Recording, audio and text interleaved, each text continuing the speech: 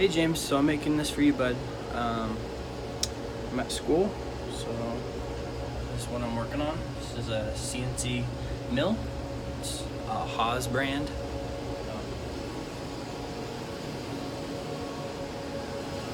So that's what here's the shop area we're in. There's the larger mill that we are using. Let's see if I can. That's the Haaz brand right there. So here's my toolbox and workstation stuff where I do my calculations from and store all my tools. So there's like a caliper, 1-inch micrometer, 2-inch micrometer, dial indicator. Got calculators. Here's some parts I'm working on. The stuff that I want to keep in my pocket throughout the day. A 6-inch steel rule. Looks like this.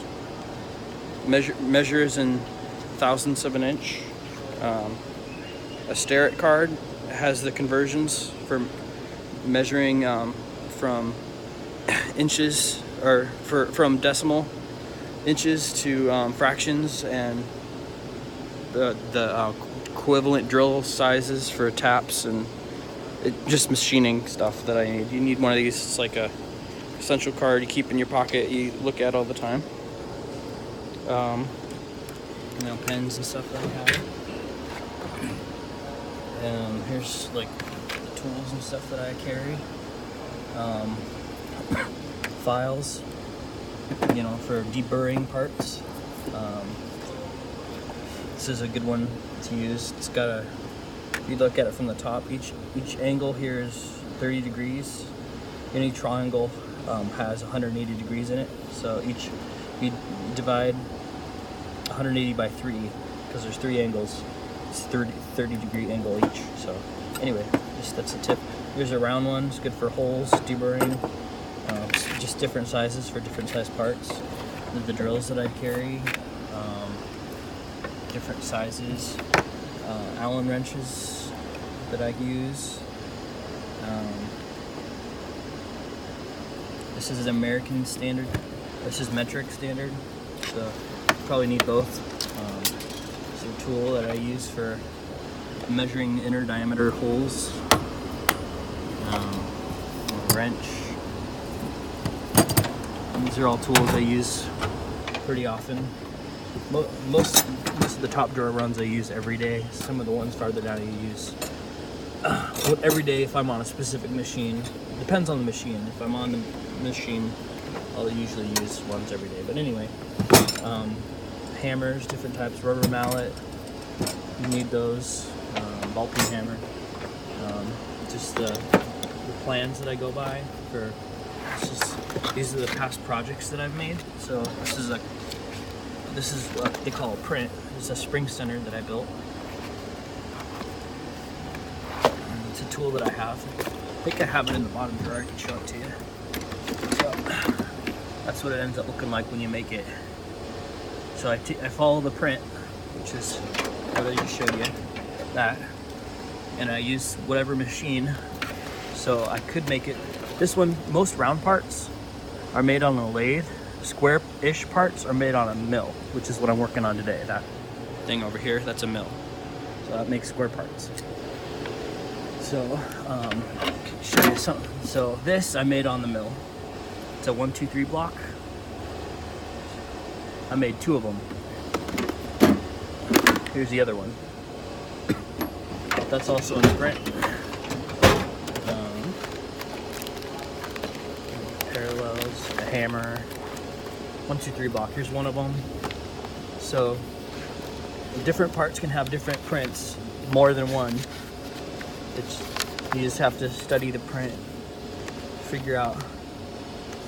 And each part's going to take a different amount of time. When you're starting out, it's going to take a lot more time because you're learning. But you got to just kind of get out there and do it to learn it. The more machine time you can have on the better off you'll be. So I'm learning. See, these are some widgets that I made using a This one I made with a CNC lathe.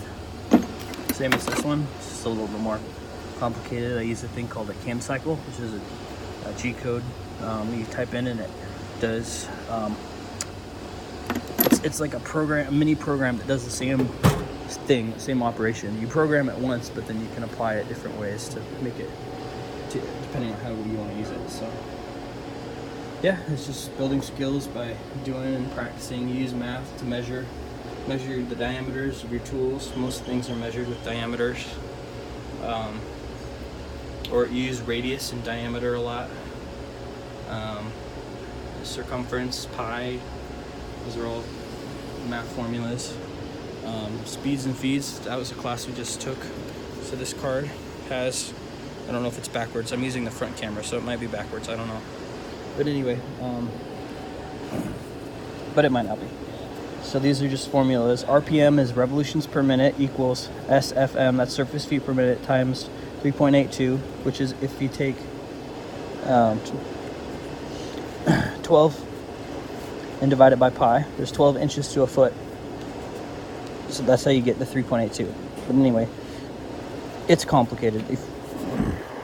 So you basically just take that formula, type it in, and anything. So I'm looking for the RPM, which is revolutions per minute again. If I do what's on the right side of the equal sign, the SFM, that's the formula that gets me the RPM. So you just type in the variables that you have, and that will find RPM, revolutions per minute. So anyway, and each one of these is a separate formula. And you use those a lot. So these are the different tools that we put in the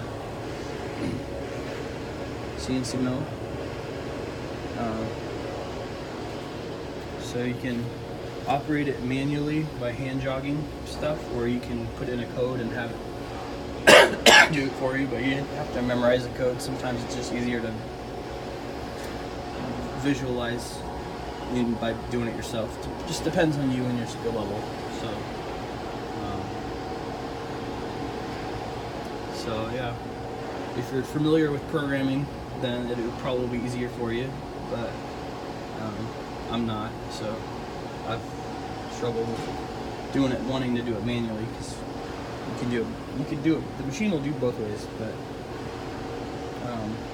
I tend to gravitate towards the manual way just because that's where I'm coming from. So anyway, that's it for now, so see you later. Hope you find that interesting or helpful.